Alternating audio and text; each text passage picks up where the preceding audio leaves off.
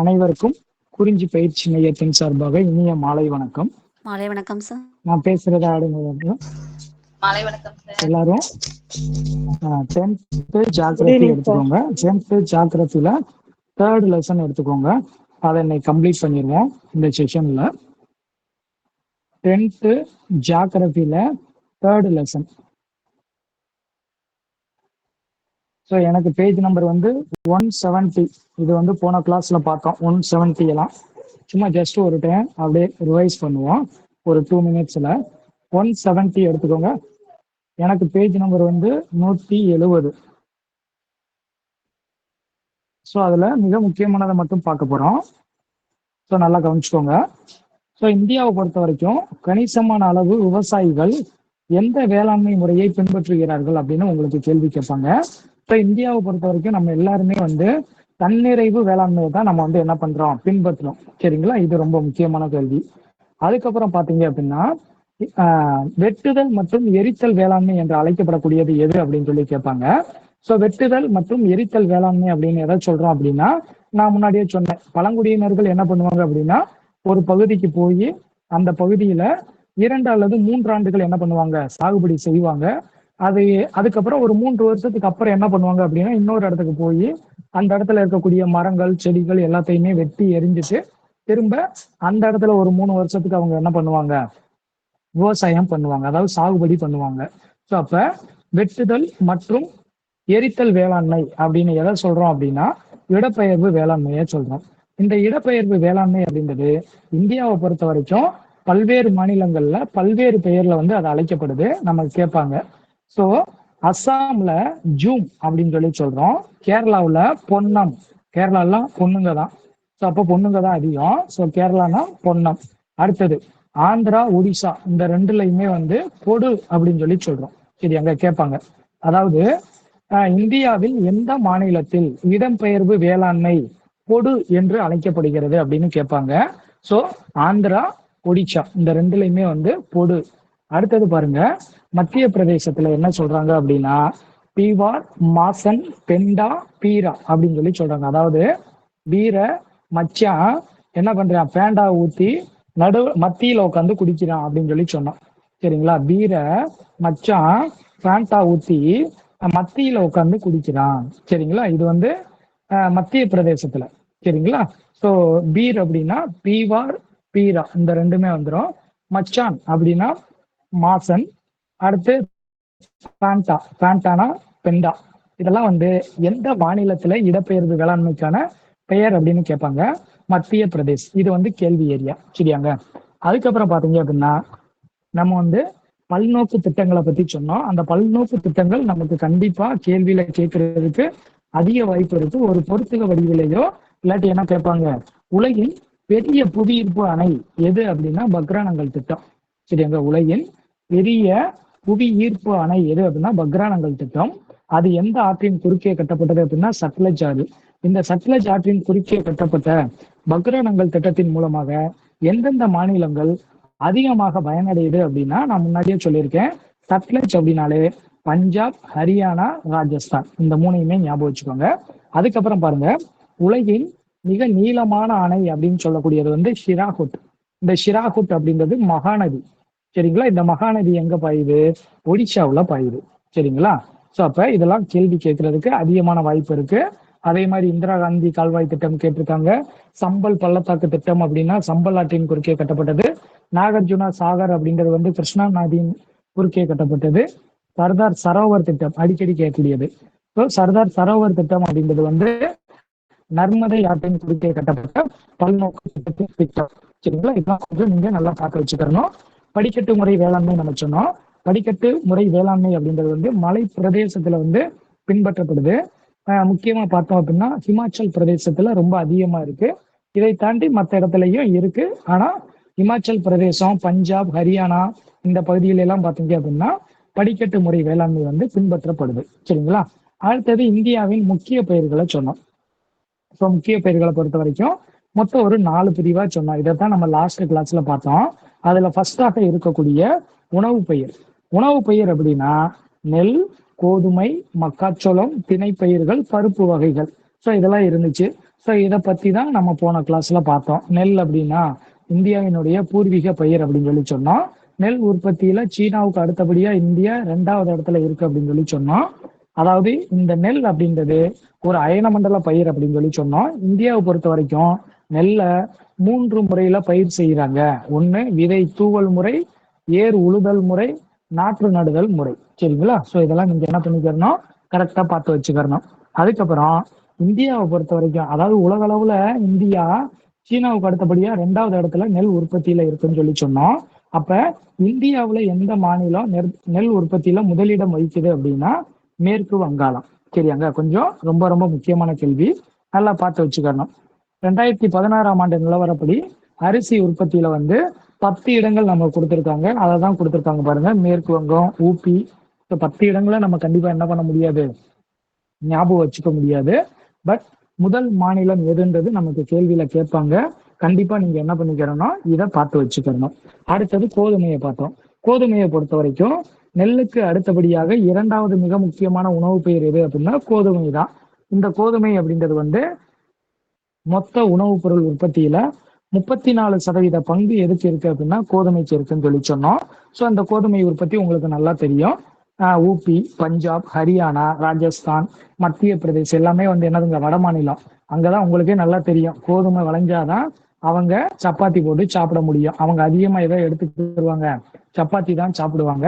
So எது அப்படின்னா UP, Punjab, Haryana, அதுக்கப்புறம் ராஜஸ்தான், மத்திய பிரதேஷ். சரிங்களா? இதெல்லாம் கொஞ்சம் நல்லா பார்த்து வச்சுக்கணும். அதுக்கப்புறம் பாத்தீங்கன்னா சோளம்.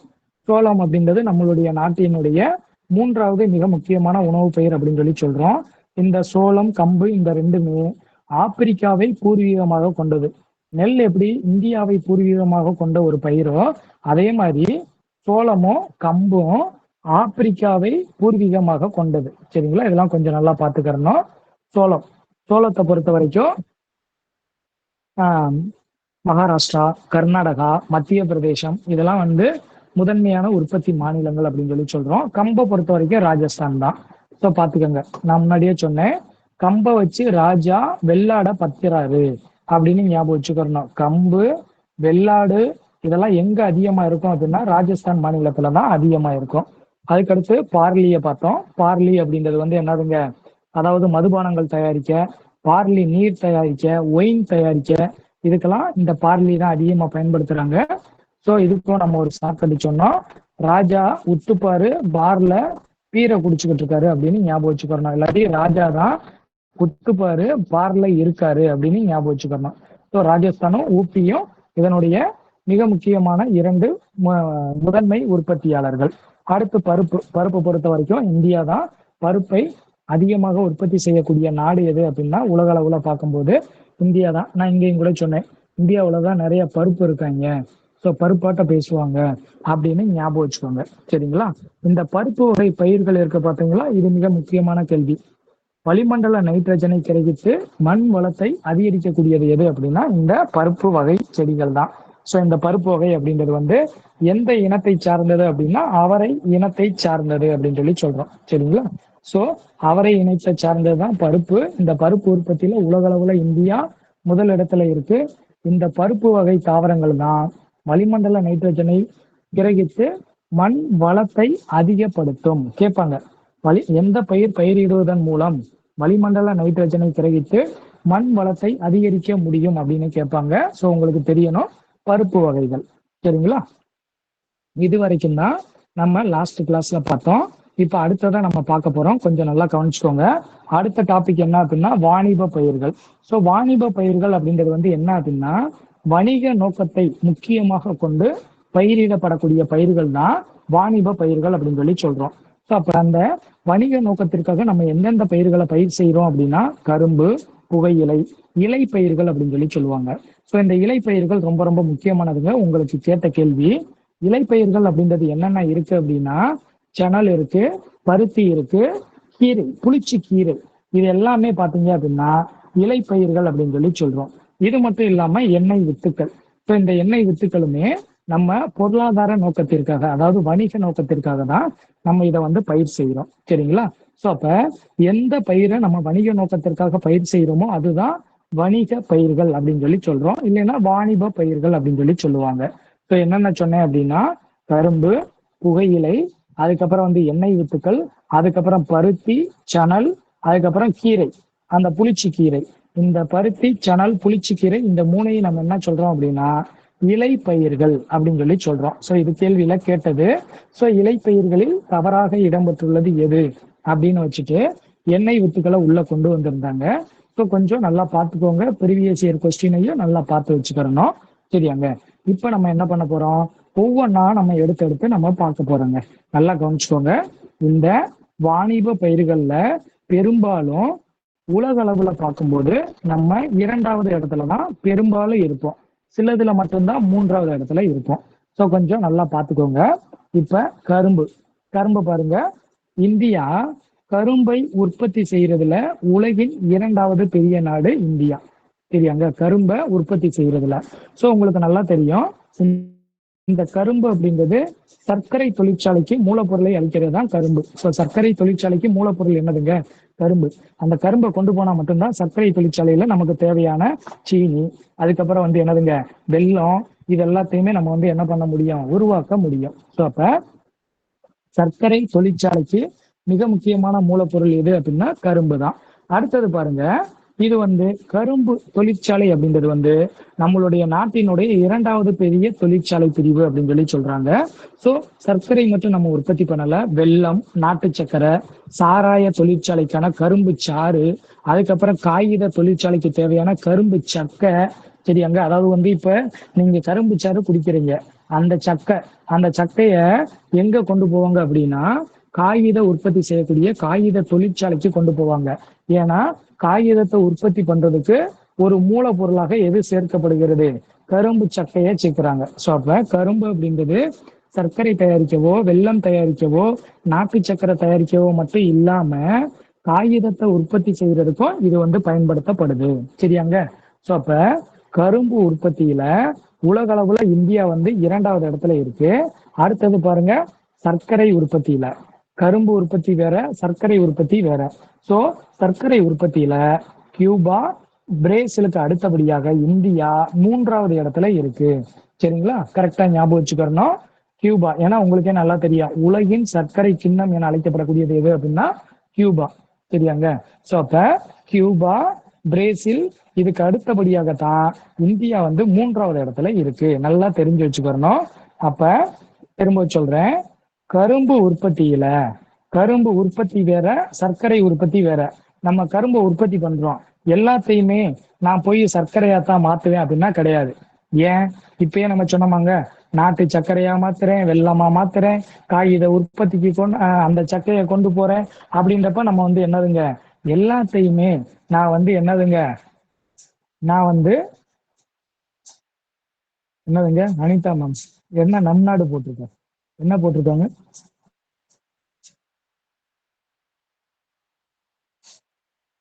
அனிதா மேம்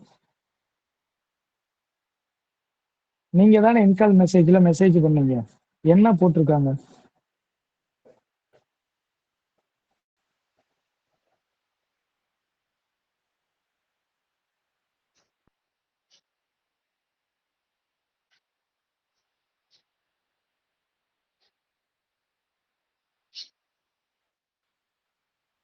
சரிங்க, நான் சொல்லி முடிச்சிடுறேன். ஃபைனலா சொல்லுங்க, ஏதாவது சேஞ்சஸ் இருந்துச்சுன்னா நம்ம மாத்திக்குவோம்.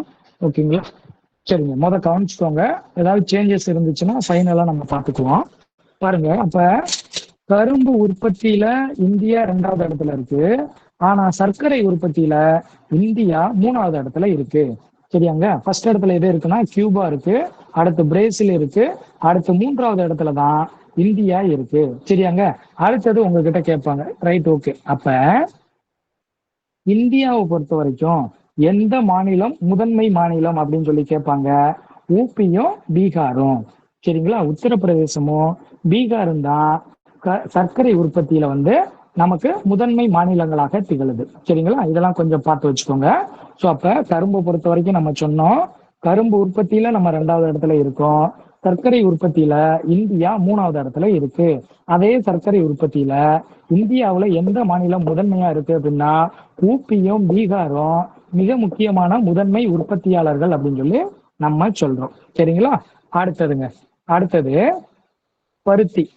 ஸோ நல்லா கவனிச்சுக்கணும். பருத்தியை பொறுத்த வரைக்கும் இந்தியாவினுடைய மிக முக்கியமான வாணிப பயிர்ல இந்த பருத்தியும் ஒண்ணு.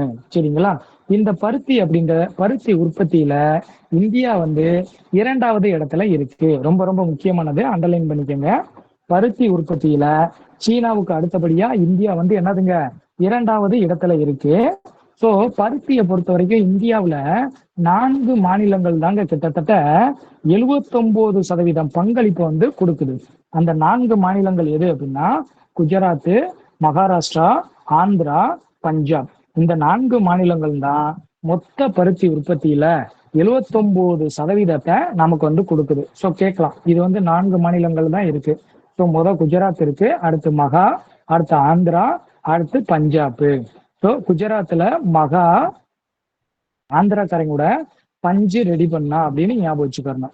குஜராத்ல மகா ஆந்திராக்காரங்க கூட பஞ்சு ரெடி பண்ணாங்க. பஞ்சுனா பருத்தி, பருத்தில இருந்து வரக்கூடியதுதான் பஞ்சு. சரிங்களா? ஸோ அப்படி ஞாபகம் வச்சுக்கணும்.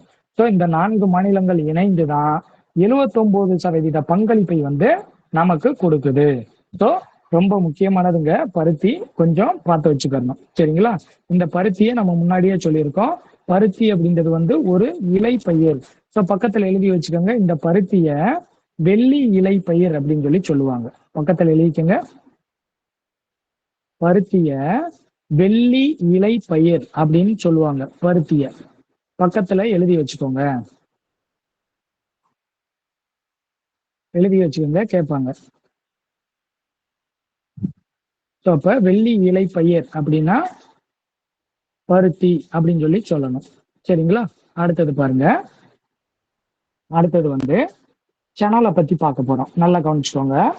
சணல் அப்படின்றது ஒரு வெப்ப மண்டல இலை பயிர். குறிச்சுக்கோங்க, இது உங்களுக்கு கேட்ட கேள்வி. சணல் அப்படின்றது ஒரு வெப்ப மண்டல இலை பயிர் அப்படின்னு சொல்லி சொல்றோம். இந்த சணல் வந்து வண்டல் மண்ணுல நல்லா வளரும். சரிங்களா? அடுத்தது பாத்தீங்கன்னா, இந்த சணலை உற்பத்தி பண்ணி நான் என்ன பண்ண போறேன், சணல் தொழிற்சாலைக்கு நான் அனுப்பி வைக்கிறேன்.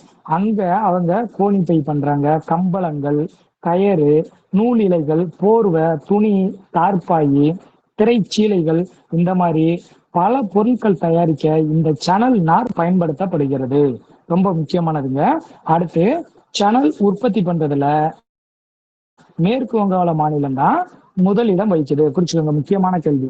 எப்படி நெல் உற்பத்தியில மேற்கு வங்காளம் முதலிடம் வகிக்குதோ அதே மாதிரி சணல் உற்பத்தியிலையும் மேற்கு வங்க மாநிலம் தான் முதலிடம் வகிக்குது. சரிங்களா? சோ இந்த சணலை தங்க இலை பயிர் அப்படின்னு சொல்லி சொல்லுவோம். பக்கத்துல எழுதி வச்சுக்கோங்க. வெள்ளி இலை பயிர்னா பருத்தி சொன்னேன், தங்க இலை பயிர் அப்படின்னா சணல். ரொம்ப முக்கியமானதுங்க, பக்கத்துல எழுதி வச்சுக்கோங்க. சோ சணல் உற்பத்தியில எந்த மாநிலம் முதன்மை வகிக்குது அப்படின்னா எதுங்க, அதாவது மேற்கு வங்காளம் தான் முதன்மை வகிக்குது. இதே மேற்கு வங்காளம் தான் நெல் உற்பத்தியிலையும் முதன்மை வகித்த மாநிலம். சரிங்களா? கொஞ்சம் நல்லா, அதாவது நம்ம படிச்சது ஏதாவது ஒண்ணு இருக்கு அப்படின்னா அது கூட நம்ம கோயின்சைட் பண்ணி தான் நம்ம படிக்கணும். அப்பதான் நமக்கு ரொம்ப ஈஸியா இருக்கும். சரிங்களா? அப்ப கரும்பை சொல்லிட்டேன், பருத்தியை சொல்லிட்டேன், சணலை சொல்லிட்டேன். அதுக்கப்புறம் பாத்தீங்க அப்படின்னா எண்ணெய் வித்துக்கள் இருக்கு ஃபைனலா. சோ எண்ணெய் வித்துக்கள் பாருங்க, இந்தியா, அதாவது எண்ணெயில இந்தியர்கள் வந்து உணவுல எதை அதிகமா எடுத்துக்கிறாங்க அப்படின்னா கொழுப்பு சத்து. அந்த கொழுப்பு சத்தை அதிகமா தரக்கூடியது எது அப்படின்னா எண்ணெய் வித்துக்கள் தான். அப்ப எண்ணெய் வித்துக்கள்னா என்ன சார் அப்படின்னா நிலக்கடலை, கடுகு, எள், ஆளி விதை, சூரியகாந்தி, ஆமணக்கு, பருத்தி விதைகள், நைஜர் விதைகள், இது எல்லாமே பாத்தீங்க அப்படின்னா முக்கியமான எண்ணெய் வித்துக்கள் அப்படின்னு சொல்லி சொல்றோம். ஏன்னா இது எல்லாமே இதுல இருந்து ஏதாவது ஒரு எண்ணெய் தான் நம்ம உற்பத்தி பண்றோம். சரியாங்க? சோ நிலக்கடலை, கடுகு, எள்ளு, சூரியகாந்தி, ஆமணக்கு, பருத்தி விதை, நைஜர் விதை, இது எல்லாமே பாத்தீங்க அப்படின்னா இதன் மூலியமாக நம்ம என்னதான் பண்றோம், எண்ணெய் தான் நம்ம வந்து உற்பத்தி பண்றோம். சரியாங்க? சோ அப்ப எண்ணெய் மட்டும் இல்லாம பின்னாக்கு, மசகு எண்ணெய், வார்னிஷு, மருந்து பொருட்கள் தயாரிக்க, சோப்பு தயாரிக்க, மெழுகு தயாரிக்க, வாசனை பொருட்கள் தயாரிக்க, உரம் தயாரிக்க, கால்நடை தீவனம் தயாரிக்க, இது எல்லாத்துக்குமே என்ன பண்ணுதுங்க, இதுல இருக்கக்கூடிய எண்ணெய் வித்துக்கள் நமக்கு வந்து பயன்படுது. சரிங்களா? கொஞ்சம் பார்த்து வச்சுக்கணும். ஸோ மசகு எண்ணெய், வார்னிஷ் தயாரிக்க, மருந்து பொருட்கள், உரம், மெழுகு, வாசனை பொருட்கள், அதுக்கப்புறம் வந்து கால்நடை தீவனங்கள், இது எல்லாமே தயாரிப்பதற்கு எது நமக்கு பயன்படுது அப்படின்னா எண்ணெய் வித்துக்கள் பயன்படுது. அடுத்து இந்தியாவை பொறுத்த வரைக்கும் எண்ணெய் வித்துக்கள் உற்பத்தியில குஜராத் மாநிலம் தான் முதலிடம் வகிக்குது. குறிச்சுக்கோங்க, ரொம்ப முக்கியமான கேள்விங்க. எண்ணெய் உற்பத்தியில என்னதுங்க, குஜராத் மாநிலம் தான் முதலிடம் வகிக்குதுங்க. அடுத்து நிலக்கடலை உற்பத்தியில இந்தியா 2வது இடத்துல இருக்கு, சீனாவுக்கு அடுத்தபடியா. சோ குறிச்சுக்கோங்க, நிலக்கடலை உற்பத்தியில சீனாவுக்கு அடுத்தபடியா உலகின் 2வது இடத்தை வகிக்கக்கூடியது எது அப்படின்னா இந்தியா தான். சரிங்களா? கொஞ்சம் நான் சொல்றதெல்லாம் குறிச்சு வச்சுக்கோங்க, அதை மட்டும் பாருங்க, அதுதான் உங்களுக்கு வினாவா இடம்பெறும். சரியாங்க? அவ்வளவுதாங்க. ஸோ அப்ப இதுவரைக்கும் நம்ம பார்த்தது என்ன அப்படின்னா, கரும்பை பத்தி சொன்னேன், அதுக்கப்புறம் பருத்தியை பத்தி சொன்னேன், அடுத்து சணலை பத்தி சொன்னேன், எண்ணெய் வித்துக்களை பத்தி சொன்னேன். அந்த எண்ணெய் வித்துக்கள்ல ஸ்பெசிபிக்கா நிலக்கடலையை சொல்லியிருக்காங்க. இந்த நிலக்கடலை அப்படின்றது இந்தியாவை பொறுத்த வரைக்கும் 2வது. சரிங்களா? அதாவது சீனாவுக்கு அடுத்தபடியாக 2வதாக அதிகமான உற்பத்தி எங்க இருக்கு அப்படின்னா சீனா, 2வது உற்பத்தி சீனாவுக்கு அடுத்தபடியாக எது அப்படின்னா இந்தியா. சரிங்களா? ஞாபகம் வச்சுக்கோங்க. அடுத்தது பாத்தீங்க அப்படின்னா அடுத்த டாபிக். சோ நம்ம உணவு பயிர்கள் பார்த்திருக்கோம், அதுக்கப்புறம் இப்ப வாணிப பயிர்கள் பார்த்தோம். வாணிப பயிர்கள் அப்படின்றது வணிக நோக்கத்திற்காக. சரிங்களா? அந்த வார்த்தை ரொம்ப முக்கியம். அதுக்கடுத்து பாருங்க தோட்ட பயிர்கள். ஸோ தோட்ட பயிர்கள் அப்படின்றது இதுவும் பெரும்பாலும் பார்த்தீங்க அப்படின்னா ஏற்றுமதி செய்யக்கூடிய நோக்கத்தோடு பயிரிடப்படுகிறது. ஸோ வணிக நோக்கம் வேறங்க, ஏற்றுமதி வேற. சரிங்களா? பார்த்துக்கோங்க. ஸோ ஏற்றுமதி மட்டும் அப்படின்னா, வணிகம் அப்படின்னா நம்ம கொடுத்துட்டு கூட நம்ம வேற எதை வாங்கலாம். பட் ஏற்றுமதி அப்படின்றது முழுமையாக ஏற்றுமதி மட்டும்தான் அங்க இருக்கும். ஸோ அப்ப ஏற்றுமதி செய்யக்கூடிய நோக்கத்தோட பயிரிடப்படக்கூடிய பயிர் தான் தோட்ட பயிர் அப்படின்னு சொல்றோம். இந்த தோட்ட பயிர்லாம் நீங்க பாத்தீங்க அப்படின்னா எது எதுன்னு முதல் சொல்லிடுறேன், குறிச்சுக்கோங்க. தேயிலை, காஃபி, ரப்பர், நறுமண பொருட்கள், இல்லைன்னா வாசனை பொருட்கள்னு கொடுத்திருப்பாங்க. ஸோ இது எல்லாமே இந்தியாவினுடைய மிக முக்கியமான தோட்ட பயிர்கள். குறிச்சுக்கோங்க. எல்லாத்தையுமே கேட்பான், தோட்ட பயிர்களில் தவறாக இடம்பெற்றுள்ளது எது, வாணிப பயிர்களில் தவறாக இடம்பெற்றுள்ளது எது. ஏன்னா வாணிப பயிரை கொடுக்கும்போது பெரும்பாலும் இந்த தேயிலை, காஃபி, ரப்பர் இதுல இருந்துதான் உன்னை கொடுப்பான். ஏன்னா நிறைய பேர் என்ன பண்ணுவாங்க அப்படின்னா, ஆமா தேயிலை காஃபிலாம் அதிக ரேட்டுக்கு தானே போகும், அப்ப இதுவும் வணிக நோக்கம் அப்படின்ற மாதிரி நினைப்பாங்க. வணிக நோக்கம் வேற, ஏற்றுமதி செய்யக்கூடிய நோக்கம் வேற. சரியாங்க? அப்ப தேயிலை, காஃபி, ரப்பர், வாசனை பொருட்கள் இல்லாட்டி நறுமண பொருட்கள், இந்த 3மே மிக முக்கியமான தோட்டப்பயிர் அப்படின்னு சொல்றோம். இந்த தோட்டப்பயிர் ஒவ்வொன்றா நம்ம எடுத்து பார்க்க போறோம். நல்லா கவனிங்க. எடுத்தோடனே தேயிலை. ஏன்னா தோட்டப்பயிர் நமக்கு அடிக்கடி வரக்கூடிய கேள்வி ஏரியாங்க. சரிங்களா? நல்லா பார்த்துக்கணும். தேயிலை எப்படி நான் சணலை ஒரு வெப்ப மண்டல இலை பயிர் அப்படின்னு சொன்னனோ, அதே மாதிரி தேயிலை அப்படின்றது அயன மற்றும் உப அயன மண்டல காலநிலைகளில் வளரக்கூடிய ஒரு தாவரம் தான் தேயிலை. அதாவது வெயில் காலத்துக்கும் நல்லா இருக்கும், மிதமான வெயில் இருந்தாலும் என்ன பண்ணும், நன்றாக வளரக்கூடிய ஒரு தாவரம் தான் தேயிலை. இந்த தேயிலை வளர்வதற்கு அதிகமான மழையளவு வேணும், அதிக தொழிலாளர்கள் வேணும், மிதமான நிழல் இருக்கணும். ஏன்னா உங்களுக்கே தெரியும், நிறைய இப்ப பரதேசி படம்லாம் பார்த்துருப்பீங்க. ஒரு எஸ்டேட் இருக்கும், அந்த எஸ்டேட்ல தேயிலைய பறிப்பாங்க. அந்த தேயிலை அப்படின்றது நிறைய பேருக்கு அதிகமான தொழிலை கொடுக்கக்கூடியது. சரிங்களா? வேலை வாய்ப்பை கொடுக்கக்கூடியதுதான் இந்த தேயிலை. சரிங்களா? சோ அப்ப கண்டிப்பா இதோட வேர்கள்ல தண்ணி, அதாவது நான் சொன்னேன் அதிகமான மழைப்பொழிவு வேணும் அப்படின்னு சொன்னேன். அட் த சேம் டைம் இந்த வேர்கள்ல அதிகமான நீர் தேங்காதவாறு நம்ம பார்த்துக்கறணும். ஏன்னா அதிகமான நீர் தேங்குச்சு அப்படின்னா அது கண்டிப்பாக அழுகி போயிடும், எதுக்குமே ஆகாம போயிடும். அதனாலதான் நீங்க நல்லா பாருங்களேன், நல்ல மலைச்சரிவு இருக்கக்கூடிய எல்லா இடத்துலயுமே தேயிலை தான் போட்டிருப்பாங்க. ஏன் தெரியுங்களா? மழை பெஞ்சாலும் என்ன பண்ணிருங்க, அப்படியே கீழே கொஞ்சம் கொஞ்சமா கீழே போயிடும், அது வேர்ல நிக்காது. ஏன்னா ஒரு சரிவுல இருக்கும்போது வேரானது தனக்கு தேவையான நீரை மட்டும் உறிஞ்சுக்கிறோம், மீதி இருக்கக்கூடிய நீரை என்ன பண்ணிரும், அப்படியே கீழே விட்டுரும். சரிங்களா? அடுத்ததுங்க, இதை குறிச்சுக்கோங்க. இந்தியாவில் பயிரிடக்கூடிய 2 மிக முக்கியமான தேயிலை வகை எது? ரொம்ப ரொம்ப முக்கியமான கேள்விங்க. பாருங்க, பூஃபி. பூஃபி அப்படின்றது சீனாவினுடைய பிறப்பிடம். ஆனா அதை நம்ம என்ன பண்றோம், இந்தியாவுல அதையும் நம்ம பயிர் செய்யறோம்.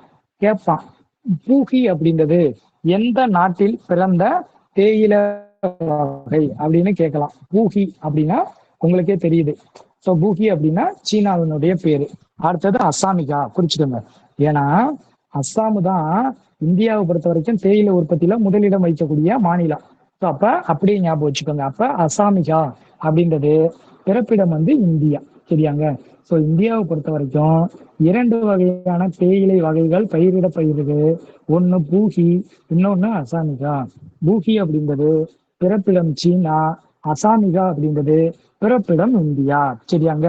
ஸோ அப்ப உலக தேயிலை உற்பத்தியில குறிச்சுக்கோங்க, சீனாவுக்கு அடுத்தபடியா இந்தியா 2வது இடத்துல இருக்கு. சரிங்களா. உலக அளவுல பார்க்கும்போது இந்தியா 2வது இடத்துல இருக்கு. இந்தியாவுல எந்த மாநிலம் முதன்மை வைக்கக்கூடிய மாநிலம் அப்படின்னா என்னதுங்க? அஸ்ஸாம். சரிங்களா. அதுதான் நான் சொன்னேன், அசாமிகா. ஞாபகம் வச்சுக்கோங்க.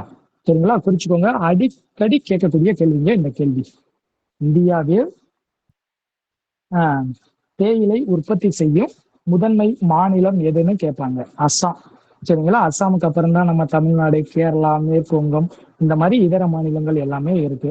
ஸோ நமக்கு ஃபர்ஸ்ட் இடம் மட்டும் தான் கேள்வியில கேட்பாங்க. சரிங்களா. இவ்வளவுதான். ஸோ தேயிலையை பொறுத்த வரைக்கும் வெப்பமண்டலம், அயன அதாவது உப வெப்பமண்டலம் அப்படின்னு சொல்லி சொன்னேன். அதாவது வெப்பமண்டலம், மித வெப்பமண்டலம் இதில் வளரும். இது வளர்றதுக்கு அதிகமான மழைப்பொழிவு வேணும். அதிகமான மழைப்பொழிவு இருந்தாலும் கூட வேர்கள்ல என்ன பண்ணக்கூடாது? நீர் போய் தேங்க கூடாது. இந்தியாவை பொறுத்த வரைக்கும் 2 வகையான தேயிலை வகைகள் உள்ளன. ஒண்ணு பூகி, அடுத்து வந்து அசாமிகா. அசாமிகா அப்படின்றது பிறப்பிடம் இந்தியா. அடுத்து பூகி அப்படின்றது பிறப்பிடம் வந்து சீனா. ஏன்னா பூகி அப்படின்ற ஒரு நேம பார்த்தாலே நம்ம ஈஸியா சீனாவோட பேரு மாதிரி இருக்குன்றத நம்மளால ஐடென்டிஃபை பண்ண முடியும். அடுத்தது வந்து உலக அளவுல பார்க்கும்போது சீனாவுக்கு அடுத்தபடியா நம்ம தான் என்ன பண்றோம்? அதிகமாக தேயிலைய உற்பத்தி பண்றோம், இந்தியா. ஆனா இந்தியாவை பொறுத்த வரைக்கும் எந்த மாநிலம் அப்படின்னு எடுத்துக்கிட்டீங்க அப்படின்னா அசாம். சரிங்களா. ரொம்ப முக்கியமானது, பார்த்து வச்சுக்கணுங்க. அடுத்ததுங்க, அடுத்தது புரிஞ்சதாங்க? ஸோ ஹேண்ட் சிக்னல் மட்டும் கொடுங்க. புரிஞ்சதாங்க? அடுத்தது போலாமா? அடுத்தது போலாமா? ஓகேங்க. அடுத்தது பாருங்க. அடுத்தது காஃபி. சரியாங்க. காஃபியை பொறுத்த வரைக்கும் இது நிழல் இருந்தா மட்டும்தான் நன்றாக வளருங்க. சரியாங்க. இந்த காஃபியை பொறுத்த வரைக்கும் குறிச்சுக்கோங்க, கடல் மட்டத்துல இருந்து 100 மீட்டர்ல இருந்து சாரிங்க 1000 மீட்டர்ல இருந்து 1500 மீட்டர் உயரம் கொண்ட மலை சரிவுல தான் இது நன்றாக வளரும். குறிச்சுக்கோங்க. கேட்பான், கடல் மட்டத்திலிருந்து சுமார் 1000 மீட்டர் முதல் 1500 மீட்டர் உயரம் கொண்ட மலைச்சரிவுல எந்த பயிர் நன்றாக வளரும் அப்படின்னு கேட்பாங்க. எது நன்றாக வளரும் அப்படின்னா நீங்க ஞாபகம் வச்சுக்கோங்க, காஃபி. சரியாங்க.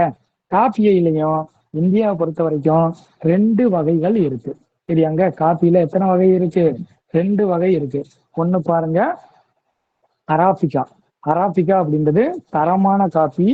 இந்தியாவுல வந்து அதிகமாக பயிரிடக்கூடியது. கேட்பாங்க, தரம் மிக்கதும் இந்தியாவில் அதிகமாக பயிர் செய்யக்கூடிய காஃபி வகை எதுன்னு உங்ககிட்ட கேட்பாங்க. அராபிகா. அப்ப நீங்க ஞாபகம் வச்சுக்கணும், அசாமிகா அப்படின்னா தேயிலை, அராபிகா அப்படின்னா காஃபி. அவ்வளவுதான், கேள்வி முடிஞ்சிருச்சு. அடுத்தது ரொபஸ்டா. ரொபஸ்டா அப்படின்றது தரம் குறைவானது. சரியாங்க. ரொபஸ்டா அப்படின்றது வந்து என்னதுங்க? தரம் குறைவான காஃபி வகை. சரிங்களா. ஸோ உலக அளவுல பார்க்கும்போது இந்தியா 7வது இடத்துல இருக்கு. குறிச்சுக்கோங்க. இந்த ஒண்ணுதான் நம்ம அதிகமான இடத்துல இருக்கிறது. ஸோ காஃபி உற்பத்தியில இந்தியா வந்து எத்தனாவது இடத்துல இருக்கு அப்படின்னா 7வது இடத்துல இருக்கு உலக அளவுக்கு பார்க்கும்போது. ஸோ கொஞ்சம் நீங்க என்ன பண்ணிக்கிறணும், நீங்க கரெக்டா பார்த்து வச்சுக்கணும். சரியாங்க. அடுத்தது பாருங்க. அடுத்தது வந்து என்ன சொல்லியிருக்காங்க? அடுத்து முதன்மையான மாநிலம் எது? காபி உற்பத்தியில முதன்மையான மாநிலம் எது அப்படின்னா கர்நாடகா. ஸோ காபி அப்படின்னா வந்து கர்நாடகா. ஞாபகம் வச்சுக்கோங்க. காபினா கர்நாடகா, தேயிலைனா அஸ்ஸாம். சரிங்களா. ஸோ கொஞ்சம் ஞாபகம் வச்சுக்கோங்க, ஏன்னா இதைத்தான் அடிக்கடி கேட்பாங்க. அடுத்தது பாருங்க. ஸோ கர்நாடகா மட்டுமே நம்ம இந்தியாவில் 71% காபி வந்து உற்பத்தி ஆகுது கர்நாடகாவில். சரிங்களா. ஸோ ஞாபகம் வச்சுக்கணுங்க. அடுத்தது பாருங்க.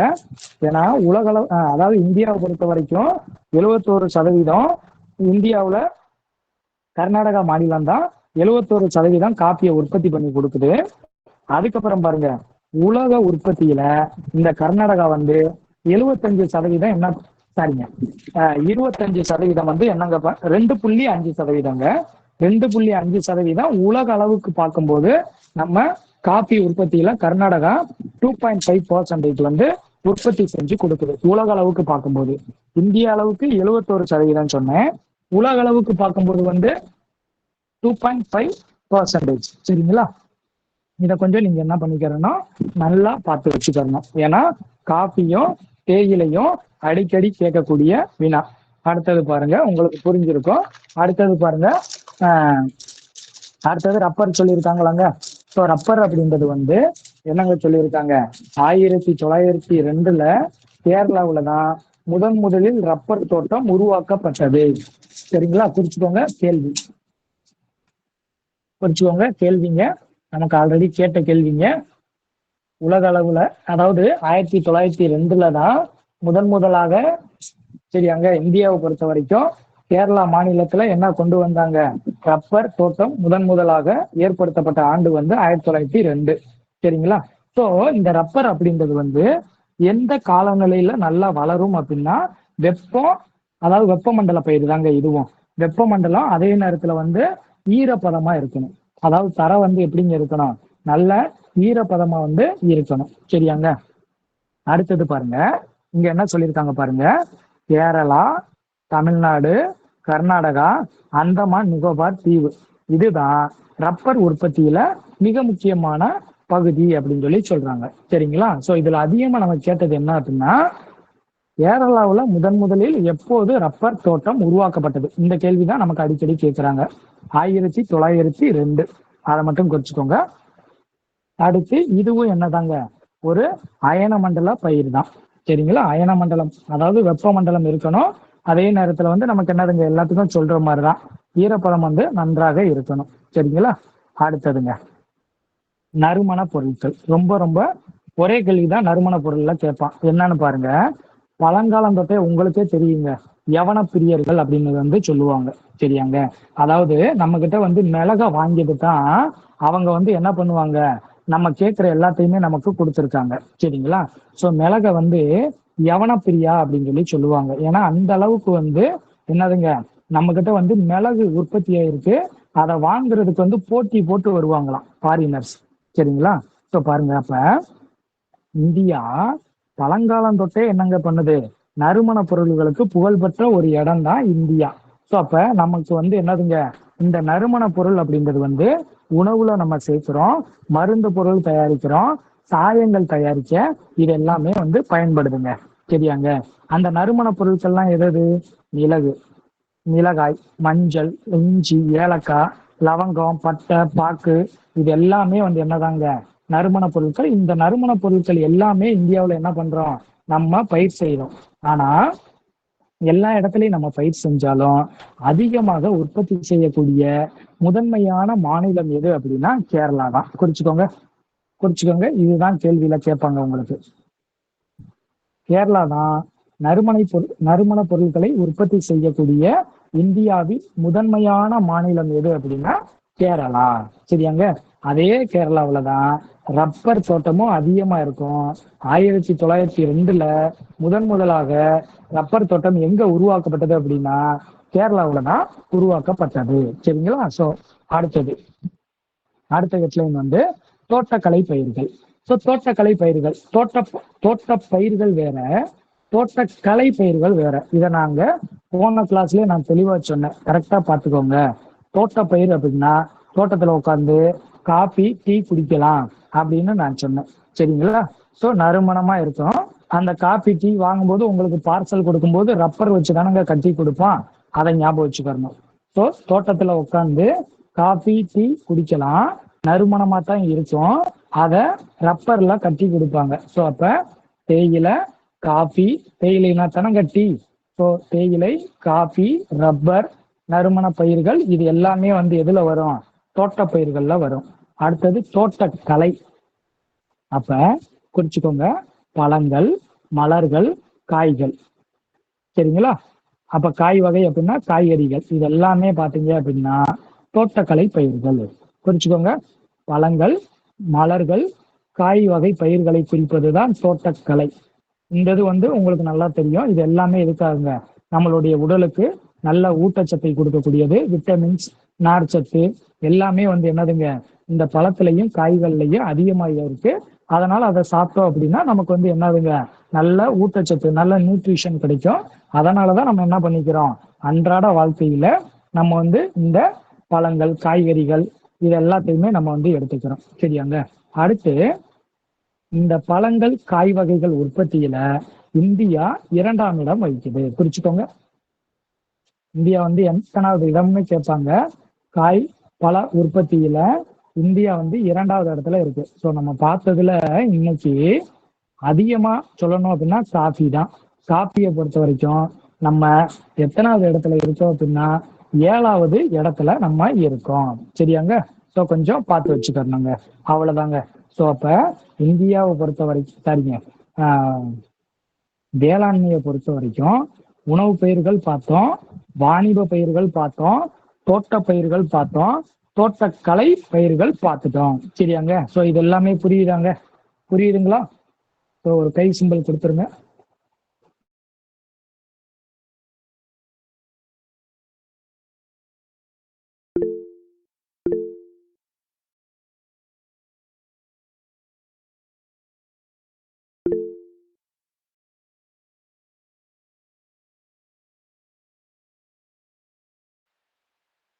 சரிங்க. ஓகே.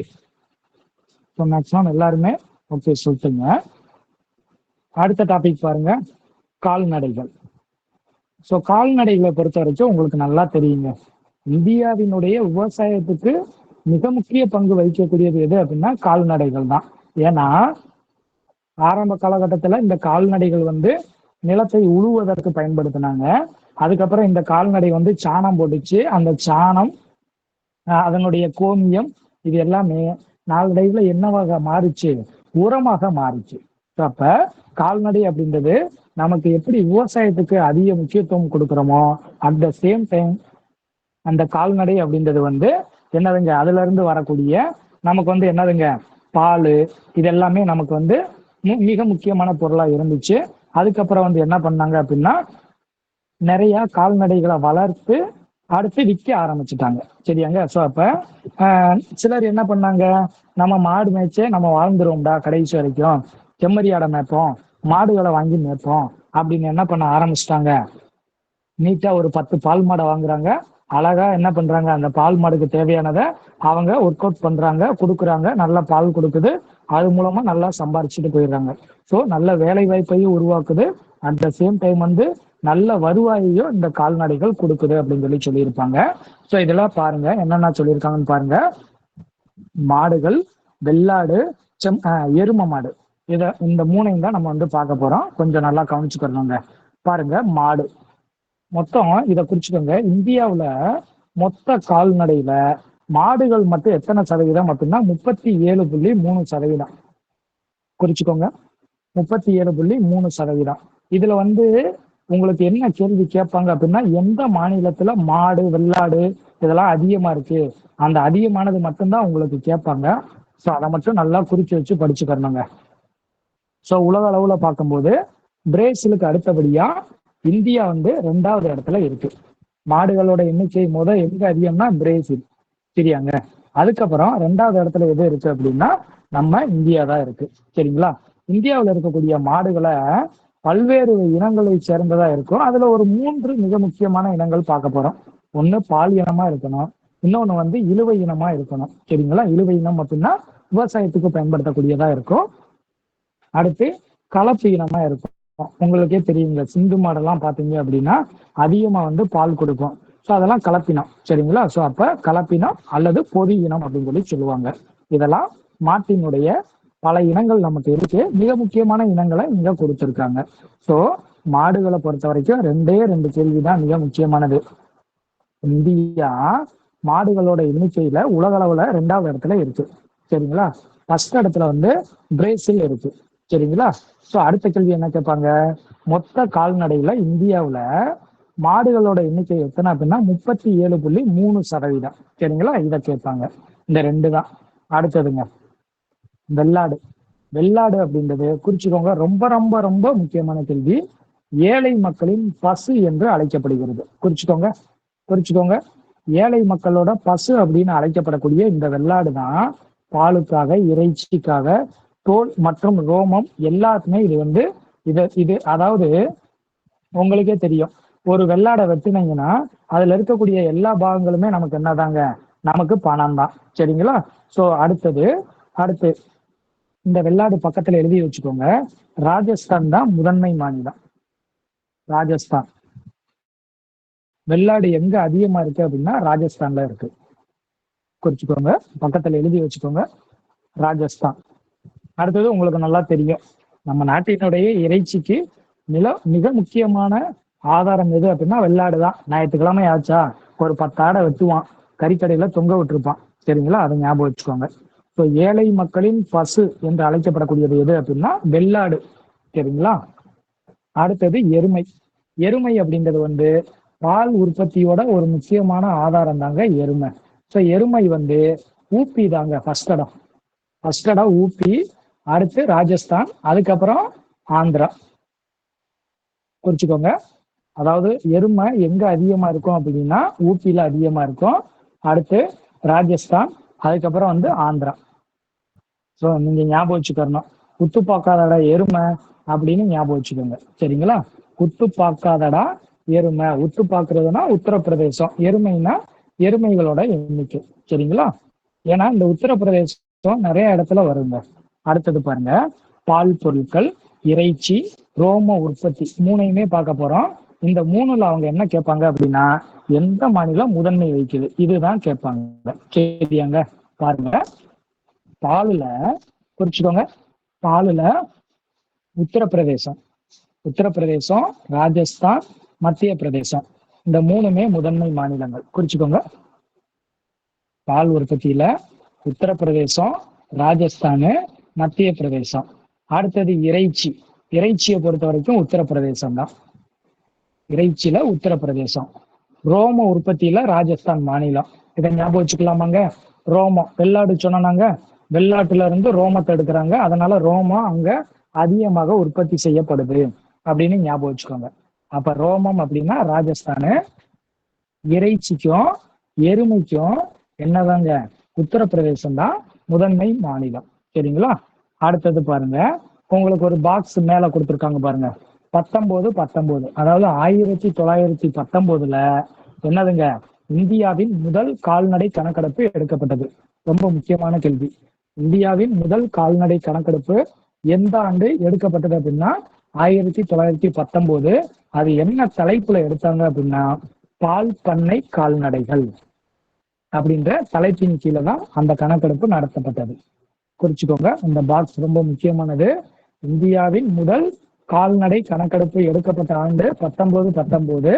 என்ன நேம்ல எடுத்தாங்க அப்படின்னா அதாவது பால் பண்ணை கால்நடைகள் அப்படின்ற நேம்ல எடுத்தாங்க. அவ்வளவுதான்.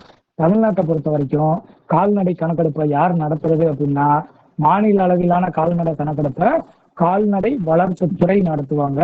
மாவட்ட அளவில் மண்டல இணை இயக்குனர் மூலமாக நடத்துவாங்க. குறிச்சுக்கோங்க, அந்த ரெண்டை மட்டும் குறிச்சுக்கோங்க.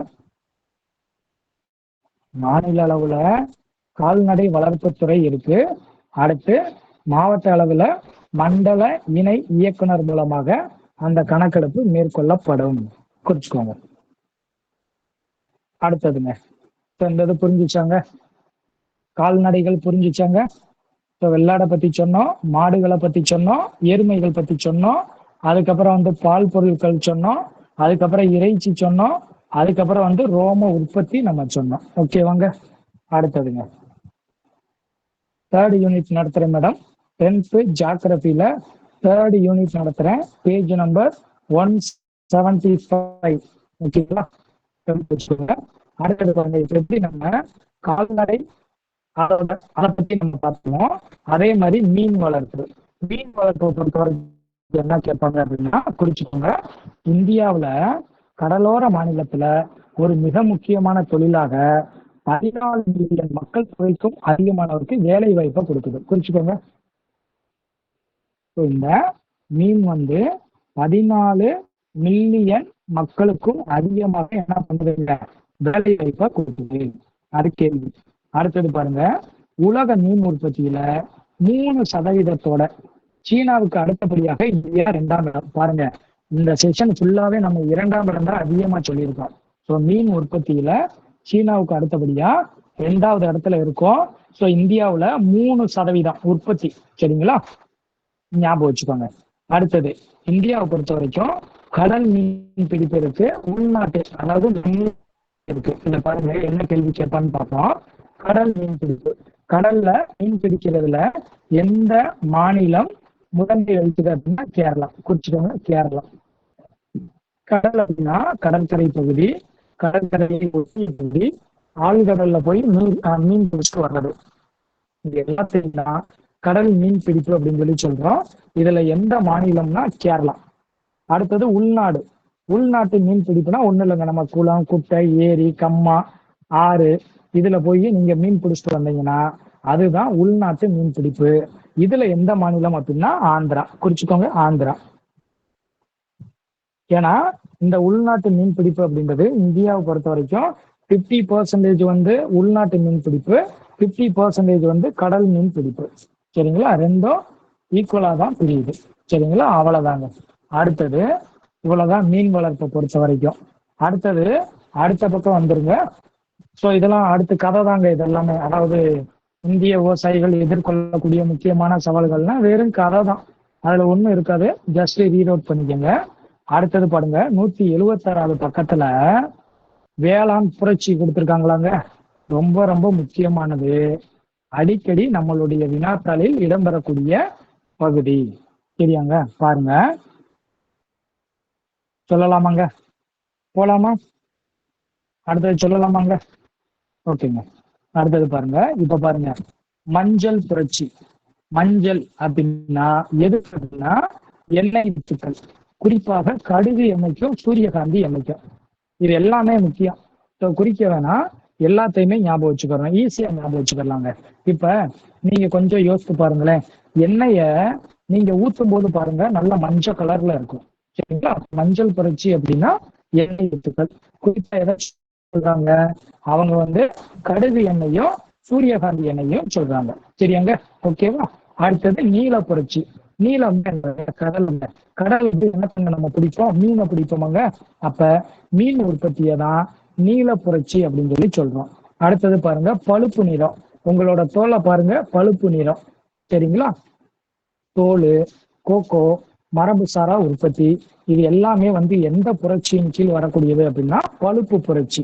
அடுத்தது பாருங்க, இதை நான் உங்களுக்கு சொன்னேன், தங்க நூல் இலை புரட்சி இல்லாட்டி தங்க இலை பயிர் புரட்சி. எல்லாமே பாத்தீங்க அப்படின்னா சணல் உற்பத்தி.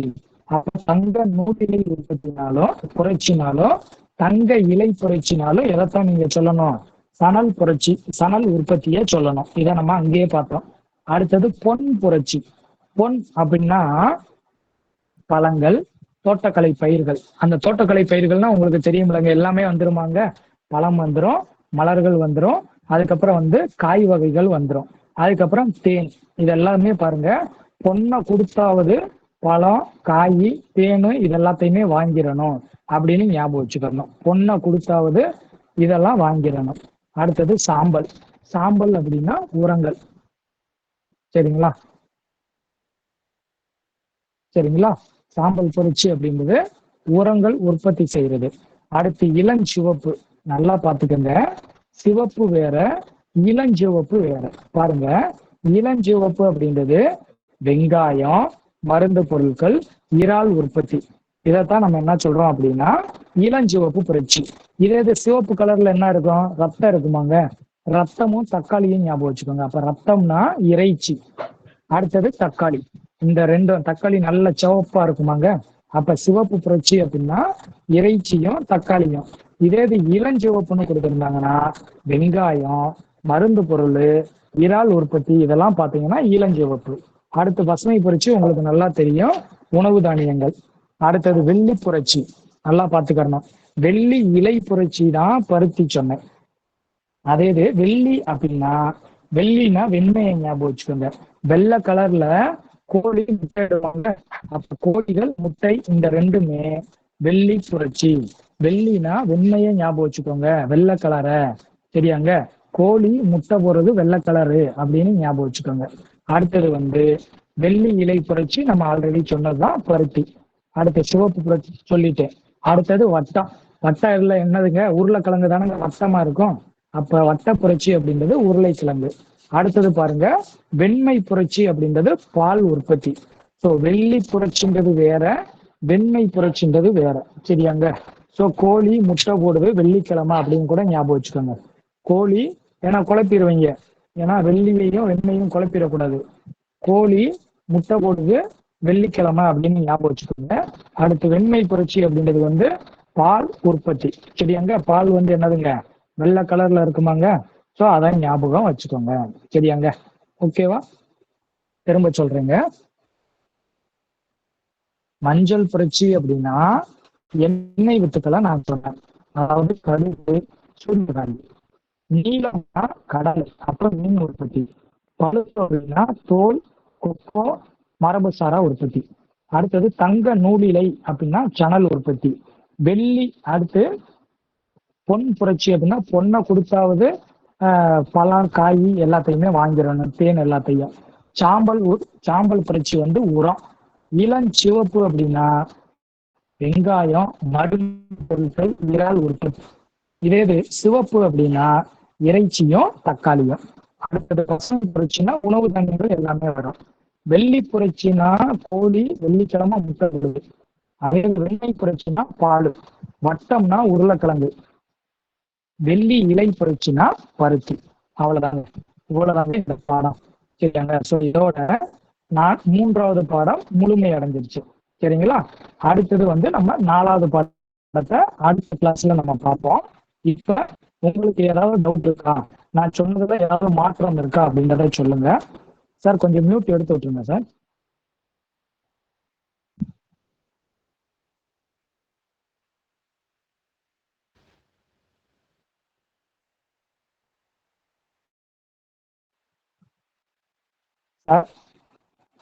மேடம் சார் இருக்கீங்களா? இந்த ஒரு சார் நிமிஷம், இந்த ஒரு நிமிஷம் மேம், ஒரு நிமிஷம். மேடம் இருக்கீங்களா?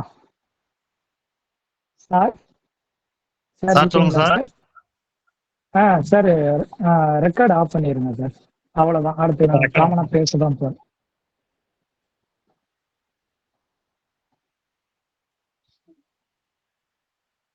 ரெக்கார்ட் ஆஃப் மேடம் பண்ணிடுங்க. வீட்டில் இருக்குன்னு சொல்றாரு. அவ்வளவுதான்.